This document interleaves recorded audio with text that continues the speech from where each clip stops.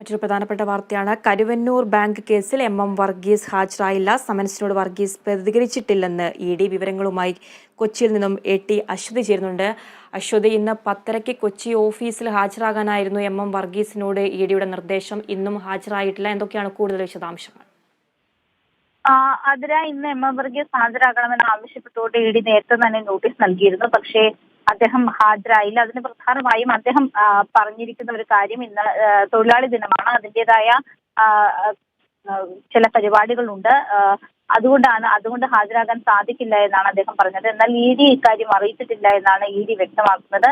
ഈ നോട്ടീസിനോട് അദ്ദേഹം പ്രതികരിച്ചിട്ടില്ല എന്ന് ഇ.ഡി വ്യക്തമാക്കുന്നു. എന്തായാലും നിരന്തരമായ അദ്ദേഹത്തിന്റെ ചോദ്യം ചെയ്യൽ നടന്നുകൊണ്ടിരിക്കുകയായിരുന്നു. അതിനിടയിലാണ് വീണ്ടും ഈ നോട്ടീസ് നൽകിയിരിക്കുന്നത്.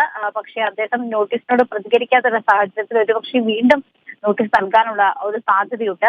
പ്രധാനമായും CPM-ന്റെ അക്കൗണ്ടുകളെ സംബന്ധിച്ചുള്ള കാര്യങ്ങളാണ് ഈ നിലവിൽ എൻഫോഴ്സ്മെന്റ് ഡയറക്ടറേറ്റ് അന്വേഷിച്ചുകൊണ്ടിരിക്കുന്നത്.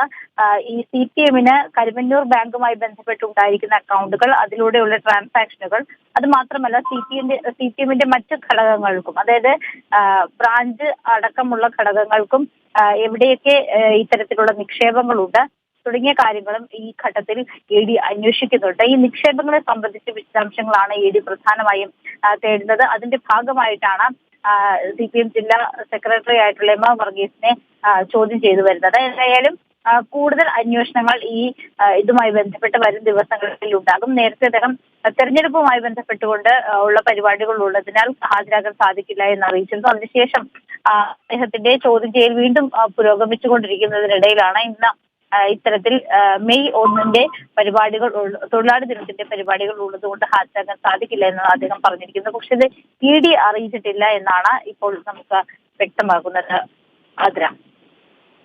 ശരി, എ.ടി. അശ്വതിയാണ് വാർത്തയുടെ വിവരങ്ങൾ നൽകിയത്.